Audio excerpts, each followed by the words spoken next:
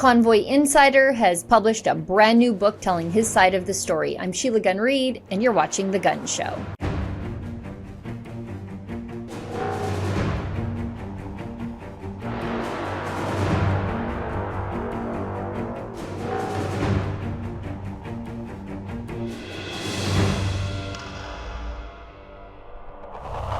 Many of you may know my guest today from Rebel News' extensive ongoing coverage of the Public Order Emergency Commission.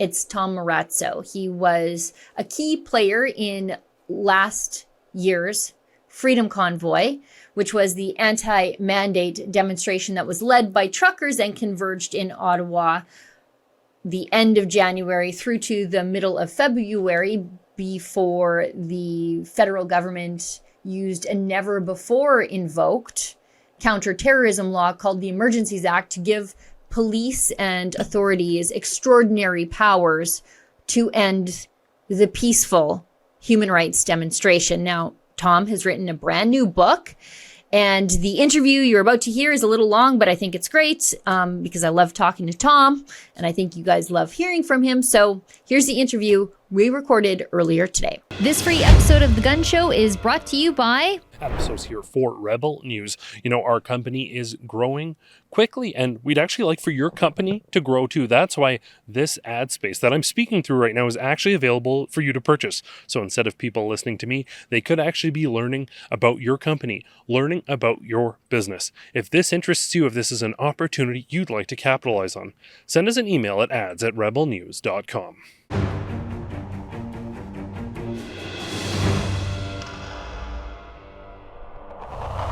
Joining me now is a good friend of the Rebel, my friend, brand new author, Tom Marazzo, and he's on the show today to talk about his new book, The People's Emergency Act. But there's so many things happening in the news right now that touch on things that I know Tom was either involved in or definitely has an opinion on. So, Tom, thanks for taking the time to come on the show.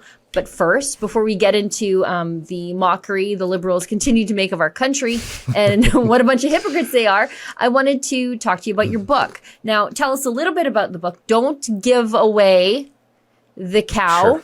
Sure. Here. Tell us, a little bit about your book, and I guess also why it was so important for you to write a book from your perspective and from your experience with the Freedom Convoy. Yeah, well, thanks for having me on the show. I really do appreciate it. It's really, I tried. One of the things I really wanted to do was capture this story to get into the hands of Canadians who supported the convoy.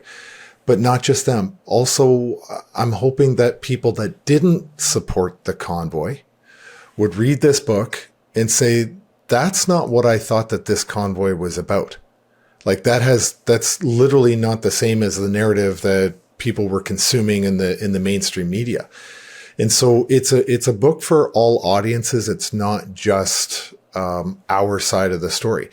But I will say it is a very in-depth look at what happened behind the scenes. And it's not meant to just be, oh, Tom Marazzo's so great, because the book is not, yes, I'm the author of the book. Yes, it is through my lens, but the book is not about me. It's about everything and all the people that were participating in the background.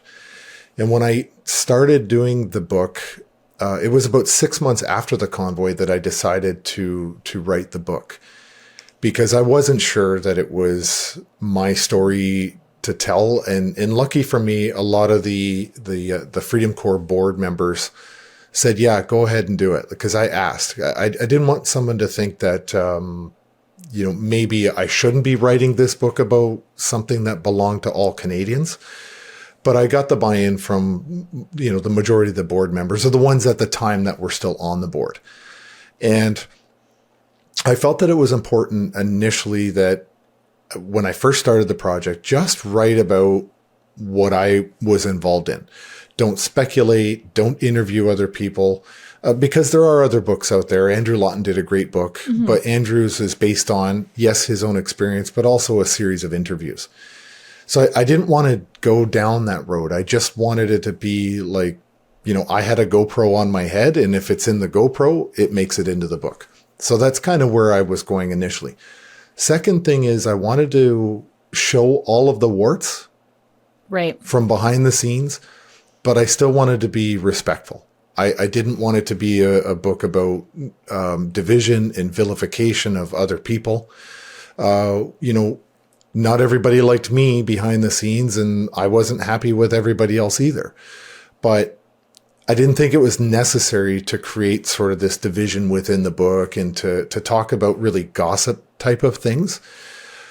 But I wanted to talk about the impacts of bad decisions that I made and other people made, as well as the good decisions. So, the book really does, I hope that it captures really the good, the bad, and the ugly of what happened behind the scenes. But I know I missed out on a lot of stuff. I mean, there's a lot packed into this book. But I also tried to capture what later on became a lot of the controversial issues. Now, I don't talk about the money, because that has been talked about and picked over, like a carcass out in the middle of the desert, by many, many, many people in different podcasts. But I did talk about, for example, this great document that Keith Wilson and many other people drafted called the Roadmap to Freedom. What we were trying to do, what was sort of the intent of that document. I spent a lot of time talking about my personal desire in my attempt to influence everybody to get as many vehicles up onto Wellington as possible. And it turns out that later became a very controversial issue. So I spend a lot of time talking about what my thinking was and why I was trying to influence that action. So there's a lot of stuff in there that has been later deemed to be controversial amongst the supporters of the convoy and social media. I did talk about a few times I had missteps doing live streams, which the legacy media just completely capitalized on. Went after me and people that, other organizers of the convoy, and tried to create this awful narrative. And, I also spent a lot of time talking about the MOU,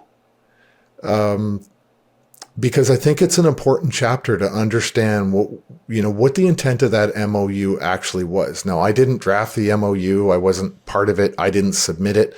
I don't even think I signed it, but over 300,000 Canadians did sign that as a petition and wanted that presented to the Governor General of Canada. So there was a lot of support for the MOU. Let's just stop right here, because people have described the MOU, so the Memorandum of Understanding, from convoy supporters. I don't think it was from the convoy directly, as a manifesto to overthrow the government. That's what it's been described by in the media and by the Liberals, although I think I always say, I think I'm repeating myself when I make a distinction between those two parties. But why don't we stop right there and just explain what was going on with, as you say, the MOU, the Memorandum of Understanding? Yeah, so it's important for people to understand that Canada Unity, which was an organization, James Botter's the one who called me and got me to the convoy. But I didn't know who James was when he called me the morning I actually went to the convoy. No involvement in Canada Unity, but Canada Unity had been working on this Memorandum of Understanding for at least 6 months prior to the convoy. And it was something that they sent registered mail to the Governor General and to various departments within the federal government. So it had sort of a clear objective to get the Governor General to exercise what Canada Unity believed was within her power to exercise. So it's not like they were trying to create a new body of law or a new mechanism. They were asking for the Governor General to do what they believed was an actual mechanism within government. And if you read through the document, there's no or else. There's no threat. Right. There's like, if you don't do this, we're going to do that. There's nothing of the kind in there. And there's one little tiny sentence in there that is a little bit wishy-washy, but it's not very, I never perceived it as something that was aggressive or threatening. it was actually, in my read of it, was sort of a sentence of desperation. Right. And this is what I'll say about it. One, it's not illegal to request that your government do something. Two, if it's not threatening and you're actually sending it by registered mail to the government, does that sound like you're an insurrectionist? I mean, really? Did the mainstream media pick up on that point? It's like, well, how did you give it to? Oh, we sent it registered mail. Oh, you mean you didn't storm the front gate and run across the grounds at Parliament Hill and demand? No, they sent it registered mail. So that's an important chapter, because I never felt like the Canada Unity and the drafters of the MOU got a fair shake in the media or in the public eye. And I wasn't involved with it. The reason it came onto my radar was because after it blew up in the media, I had a difficult conversation with one of the drafters of the document. And I don't know that it was my influence, but I think he was getting the same pushback from a lot of people at the same time. But they retracted it. Like, they made a public statement basically retracting the MOU. And that's something that was never also put out in the legacy media. It was this big manifesto, as you said, but I think it was a disgustingly unfair indictment by the legacy media and the political opportunists to go after the convoy for something that really, to use it was a nothing burger, which was the majority of the things that we got accused of were all just ridiculous accusations. So, it was just unfair. And I felt that Canada Unity deserved to get something in writing to discuss their side of the issue. Now, I never interviewed anybody from Canada Unity for the book, because I was looking at it from my own lens, because it came up at the Public Order Emergency Commission, which is another thing. Like, I wasn't going to write about the commission. I wasn't going to do that, but because I was there for 7.5 weeks, it became apparent to me. So I delayed the launch of the book because I realized I need to bring in a lot of the testimony that we heard at the Public Order Emergency Commission. I didn't think the book would be as good if I didn't demonstrate what we were trying to do and what we were thinking with what the actions of the government and the law enforcement were doing to counter what we were there to do. And so I thought it was beneficial to the reader to see I hate to use the phrase, but compare and contrast. I'm going to trigger people from their, grade 8 testing, but it was important to get that testimony and to also look at the outcome of the actual Public Order Emergency Commission. And I'm absolutely disgusted by the outcome. And I wrote about, Brendan Miller's involvement in that, in the case that he was building, and all the agreement that he got from law enforcement and government. But in the end, Injustice Rouleau ruled that the government was completely justified in invoking the Emergencies Act. So, I touched on a lot of different things, and I probably could have doubled the size of this book, but I'd be 60 by the time I published it. So I kept it down to 50 years old, and that was my line. Now, I'm glad you mentioned the Public Order Emergency Commission, because that was really the first, airing of the evidence for the government to do the things that they did to, I think, Canada's largest human rights demonstration of our time, if not ever. And you were intrinsically involved in that, not as an organizer. You always preface that, look, I wasn't an organizer. I was just a guy doing things, which I think is fair and quite humble. But you were, I guess, the person who was really working hard to execute those good faith agreements that the convoy had reached with the city, to alleviate the congestion in the downtown core, to alleviate some of the pressures on the people who live and work in the downtown core, albeit most of them were working from home, but that's another story. And so what was it like to have lived through that, experienced it firsthand, been an intrinsic part of all of it, showing that you were working hard to make this not an emergency, and yet it's declared a valid emergency for which the government could use any and all means by which to smash the freedoms of Canadians? Yeah. Do you remember when George Bush Jr. was leaving office and he was at a podium and somebody picked up their shoe and fired it at him? Yeah. Yeah. Well, I can tell you, I have a size 14 shoe. And I had moments of, fantasy where I was throwing my size 14 across the room at people on the witness stand during the commission. You're working really hard to, and I always use this term because I believe it to my core, to be safe and responsible. If you're going to exercise your, Section 2 charter rights to peacefully assemble, you have to demonstrate that through action. And we tried our best to do that. And I believe that all the truckers understood that intuitively, that they needed to be good custodians of the area that they were inhabiting, take care of it, and to be appreciative of the fact that, yes, people do live there. It's not, it was never the citizens of Ottawa that we were there to interrupt.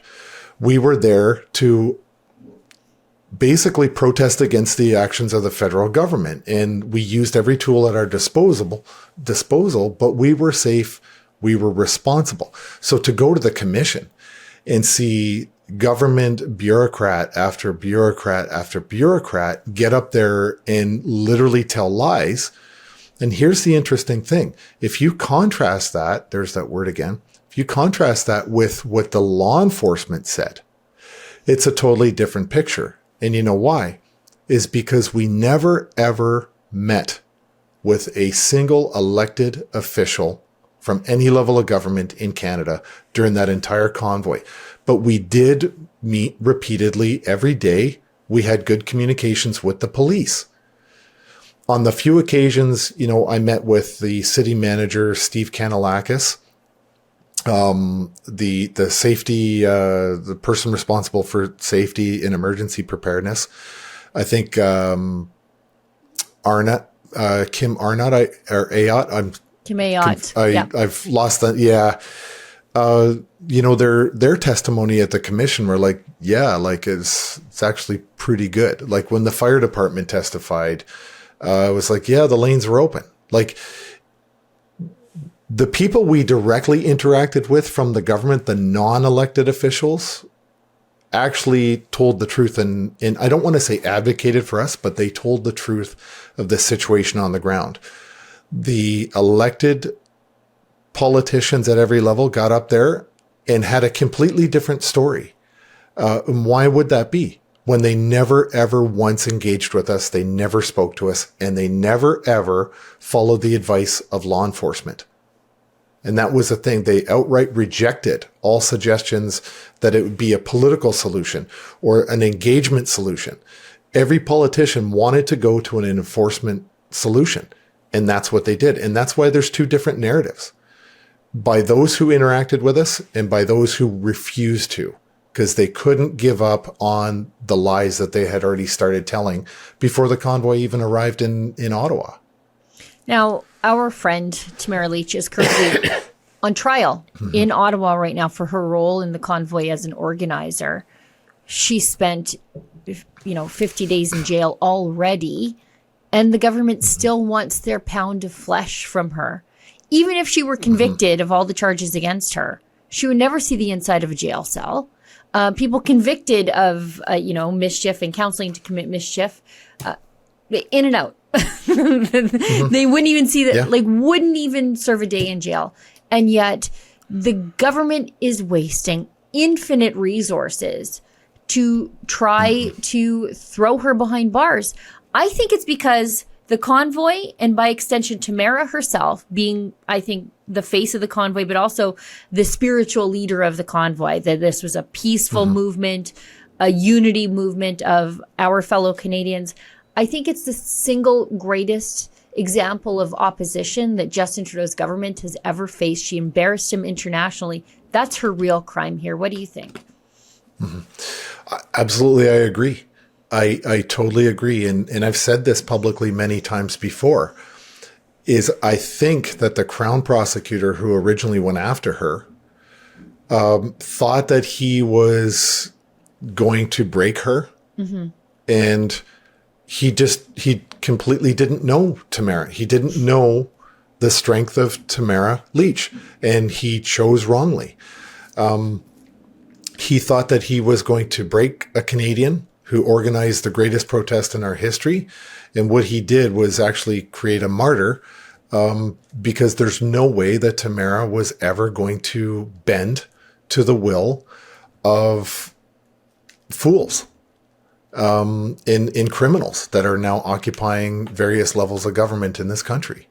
So I think it is political prosecution. And what's interesting is Kerminji, the Crown prosecutor who started all of this, has been removed from the case.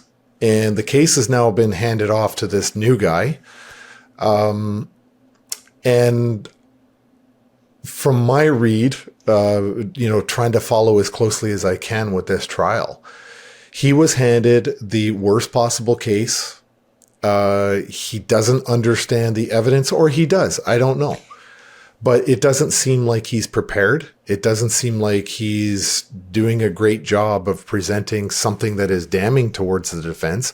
In fact, everything he put up ends up putting egg on his face. So you look at the strategy, and nobody understands the current Crown prosecutor's strategy. I don't think he has one, and I don't think he even knows what it is. I don't think he could have one. I don't think he could have one, given the mess that he was handled. I think, he's. Yes. I don't know him personally. I don't agree with his prosecution of Tamara, but I think he was given a mess, and he's trying to make the best of the mess that he was given by Kerminji, the prior Crown on the case. Yeah, that's my read too, is that he inherited absolute garbage. I don't, whether he believes in the case or not, it's irrelevant. He has to prosecute this if he's been told you will prosecute this. But once they get through all the evidence phase and the Crown has, made their case,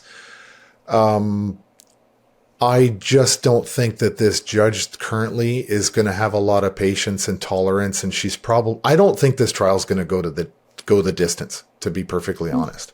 That's my prediction. I'm wrong all the time, so take that for what it's worth. But I don't think it's going to go the distance. I think the Crown is going to have to just yield and say, look, this is my case, but we don't, based on the evidence that we've presented, we don't see a prosecution here, and that they're going to have to yield or basically quit, throw in the towel on this one. And as a result, and this is what I hope, because it is a grotesque waste of resources and time. It's putting a lot of Canadians under stress, not to mention Chris and Tamara. It's impacting their lives, their families, their communities in this country. So I think I'd be shocked if it went the distance, because clearly there's nothing here. There's nothing here. And the judges repeatedly said, this is not a trial. These two are not on trial for the convoy. They're on trial specifically for what their role was. So it's their actions that need to be examined. It's not what the rest of the truckers or anyone else did. This is about them. This is their trial, not the convoy's trial. And she's been doing a really good job of maintaining that.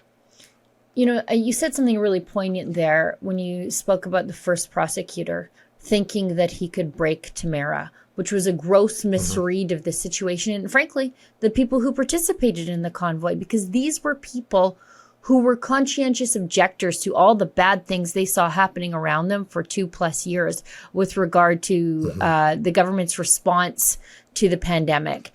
These were people who refused to participate in a vaccine passport system, were skeptics of everything. These were the kind of people you normally would elevate to positions of management in society, in your public institutions. Instead, they were the ones purged. So I think you're right when someone who doesn't understand the mindset of somebody who sees the world in black and white and right and wrong, that prosecutor couldn't understand why Tamara just wouldn't bend, wouldn't just plead guilty, wouldn't just behave herself and put an end to all of this.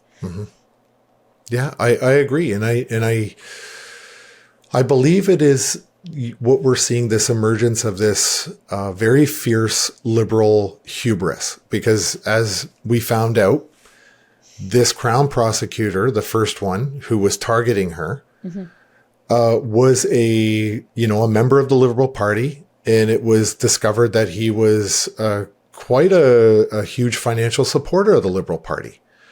And so you can't say that there's an ethical point of view for this guy's actions when he's literally doing stuff on behalf. He's not recusing himself. He's not examining his own ethical behavior in the prosecution of Tamara. I mean, this guy issued a Canada-wide warrant for Tamara's arrest because she appeared in a photograph with me at a dinner for which we were surrounded by our lawyers and we were not in violation of the bail. And she spent another 25 days in jail for appearing in a photograph with me. We didn't violate the bail condition in any way. And yet he was still left on the case for months and months. Like, we don't issue in this country Canada-wide warrants for people's arrest for even things like rape. They have to be violent, dangerous offenders who are on the loose before we issue a Canada-wide warrant. And yet we issued a Canada-wide warrant because she was in a photograph with somebody. And this is disgusting. And flew a detective out to Alberta to pick her up. Yes.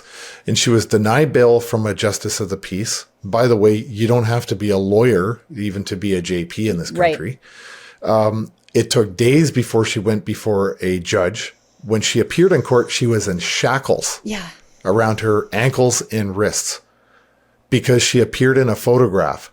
And because this Crown prosecutor, who is a Liberal card-carrying member and donor, had a vendetta against her because it was his city of Ottawa, his city, that this was done to. I'm sorry. You live in the nation's capital. This is protest central. The city of Ottawa, 1 in 3, every third day on average, there is a protest in the city of Ottawa. And if you chose to live there and be a lawyer, well, you're going to have to just live with protests like normal people deal with train crossings. And, it might be his city, but it is the nation's capital. So it's the nation's capital for all Canadians. And for the people who live and work in Ottawa to be so offended that Canadians converged on their nation's capital, it was always very strange to me. I want to ask you, because Tom, I could probably talk to you all day. But I want to make sure this video is watchable for our people.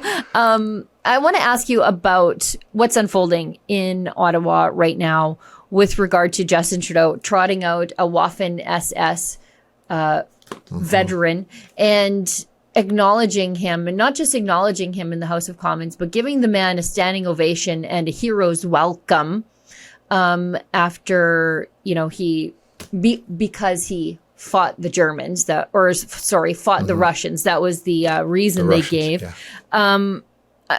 You were, called all manner of names by Justin Trudeau himself, a white supremacist, fringe extremist, a radical.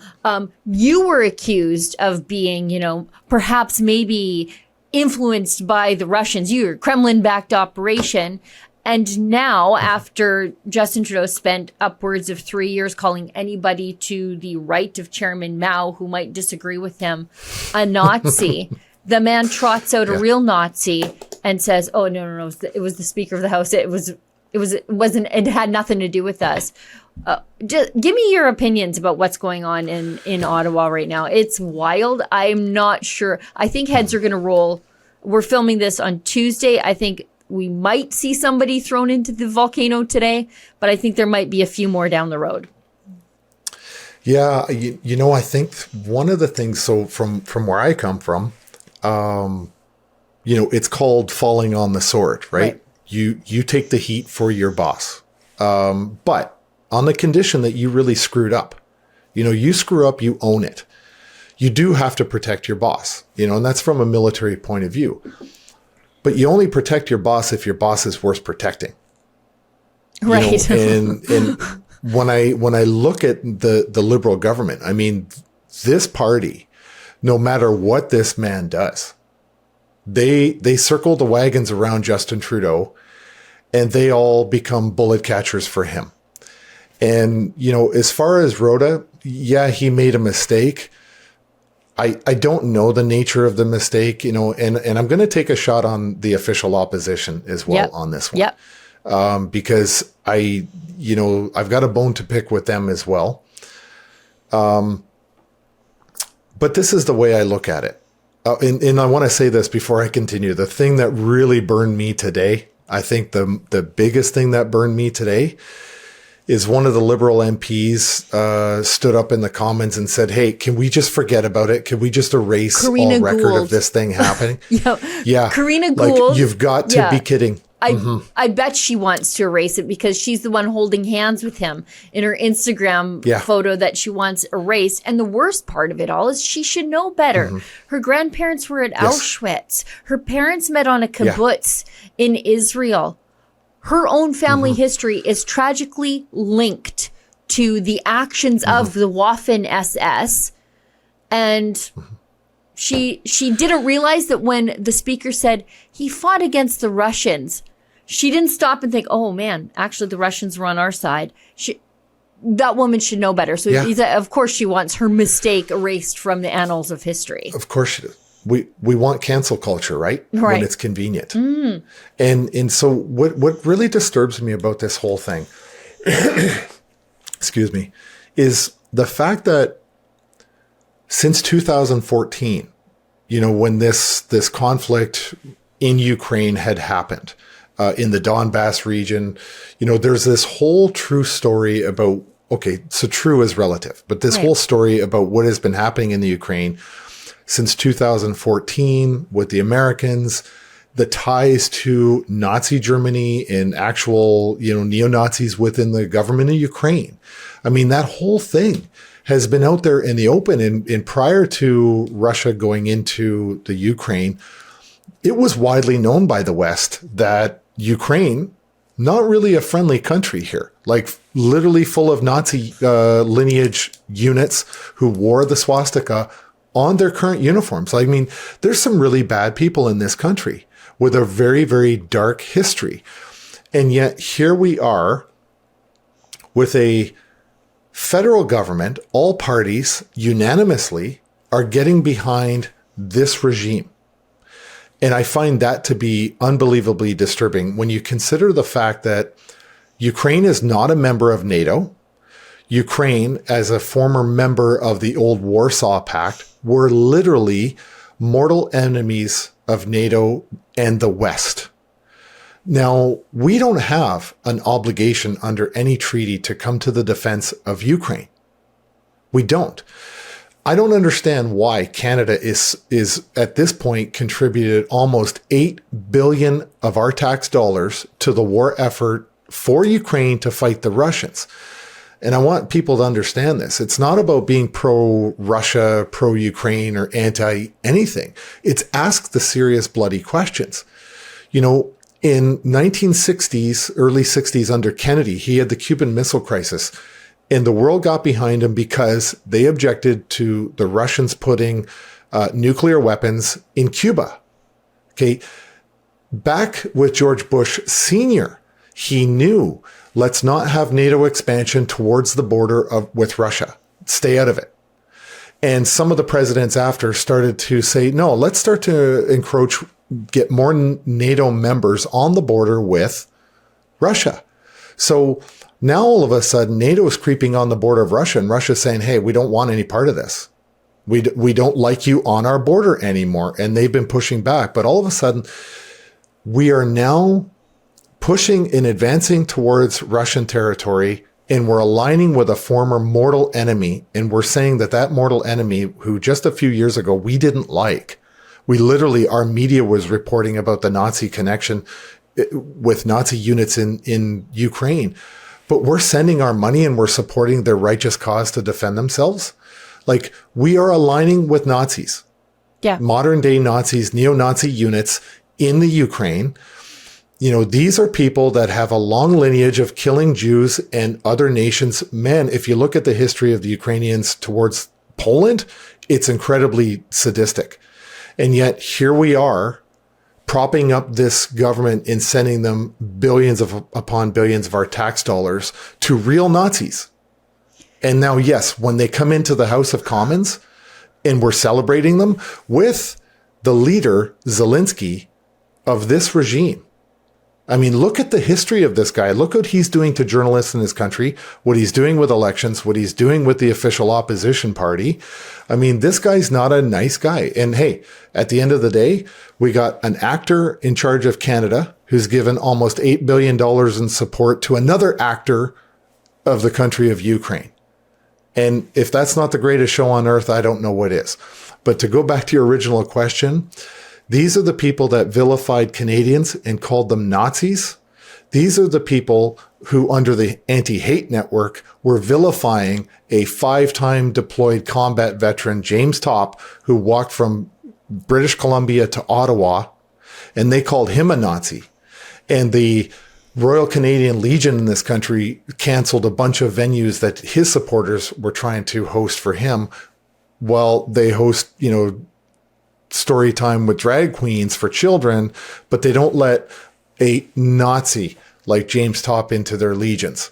But we can just have the Liberal government of Canada march in a no Nazi. By the way, I think Ezra reported on this story. Yep. He's been investigated by the government of Canada at various levels 2 different times. Yep. The latest being in 2000. So why is it that we're marching a no Nazi into the House of Commons? Yeah. And we want to just forget about it? Yeah. I don't think so. Yeah. And I don't think so. I think the news broke this morning, again, that we're recording this on Tuesday, something good might come of all of this, and that this man might get the justice he so rightly deserves coming his way, because it sounds like Poland is interested in extraditing him. And as I said yesterday on the live stream, this man should not have lived the last 7 decades comfortably in obscurity in Canada. He should have lived in fear every single day of a Mossad execution coming his way, like his comrades did on Argentinian beaches in the past. Now, Tom, I said I could talk to you all day, and let me just preface your Russian comments there. I'm anti-invasion, but I don't think that there's a place for Canada to get involved in whatever's happening there. And I think the tally, according to Justin Trudeau's screaming fit that he had on Monday, is approaching $9 billion now of Canadian money being dumped into a foreign war, when there's very clearly a diplomatic solution to be had there if someone would just come to the table and do it. And the Western world has to encourage it. If the viewers want to really learn a different side of what the legacy media is saying, I suggest that they follow a guy named Colonel. He's a retired American colonel, Colonel Douglas McGregor. Follow him, because he's getting out there with the other side of what's actually happening in Ukraine. I mean, the Ukrainians were getting killed 10-1, right? 10-1. And, you know, you mentioned the speech that Trudeau gave. He must have rehearsed for that one for like hours. But let me just say this. We are not a nuclear power. We do not have a combat effective military at this point. We have more people leaving the Canadian forces than we do joining. A few years ago, just before the pandemic, Putin activated 5 brigades. They were old. It was a naval station, a naval base, and 5 brigades he activated in Siberia. To put that into perspective, Canada doesn't even have 5 brigades. We have 3 brigades across the entire country of regular force, and they're all under strength. So for him to go and antagonize not only a superpower or a former superpower, but a nuclear power, but Russia's cyber attack capability is outstanding. They are very good at it. And we are antagonizing a power like Russia because why? We think the Americans are going to come to our defense? I think the Americans have their hands full. Right. And they know that. So does the rest of NATO. So I think it's disgusting not only to see Trudeau doing it, but also to see Pierre Poilievre supporting this war. It is his job to oppose what the government is doing. That's why we give him a house. As the leader of the opposition, he gets a house. His job, oppose. So on this, for the love of God, Pierre Poilievre, would you just oppose this war and stop supporting it and rubber stamping billions of dollars getting sent to a war?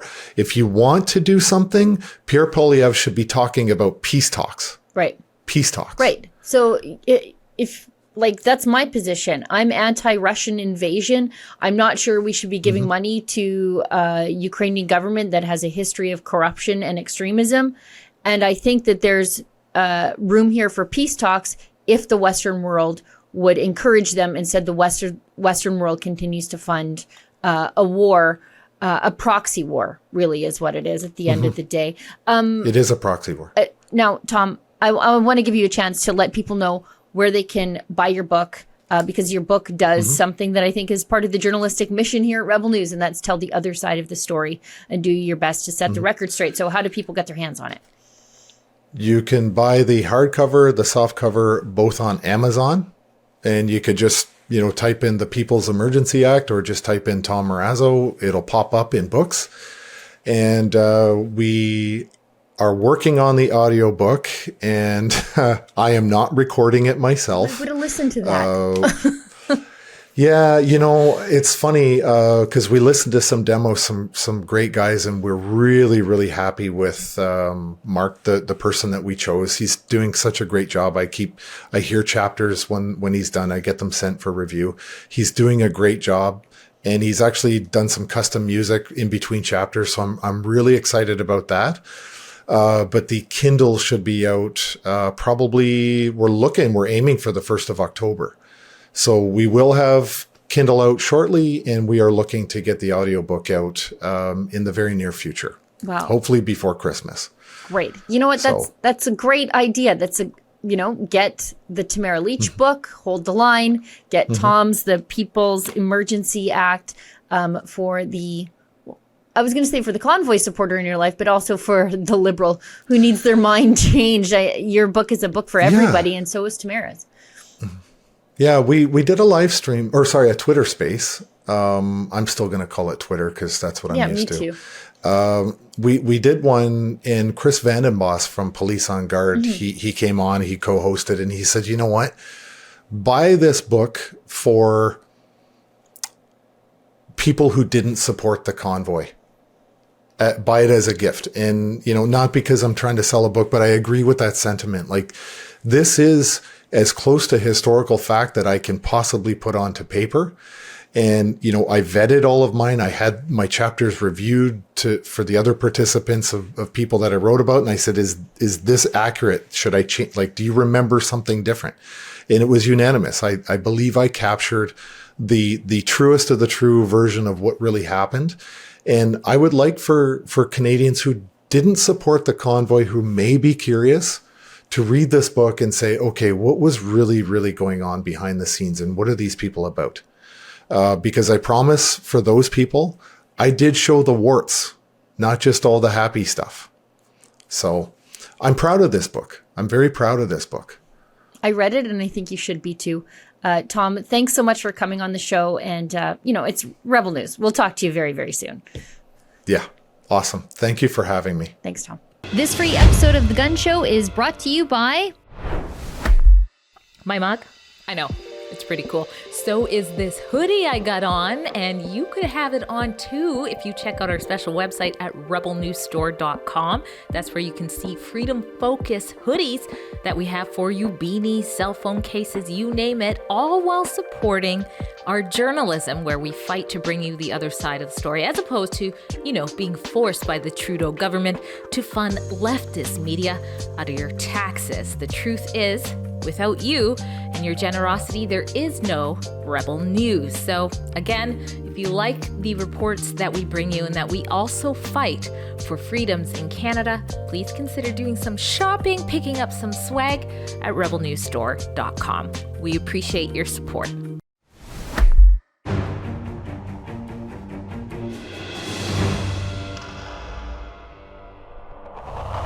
Well, we've come to the portion of the show where I invite your viewer feedback. I say this every week, so it might seem redundant, but I actually do care about No, let's try that again. Well, we've come to the portion of the show where we invite your viewer feedback. It may seem redundant because I say this every week, but I want to reiterate it because it remains evergreen. I actually care about what you think about the work that we do here at Rebel News, because without you, there is no Rebel News, because we don't take a penny from Justin Trudeau. Like our, I don't want to say peers, but I guess maybe that's the right word, in the mainstream media. There are competitors in the mainstream media, although I don't think we really compete with them. They play catch up with us. Anyway, it's the reason I give out my email address right now. It's Sheila@rebelnews.com.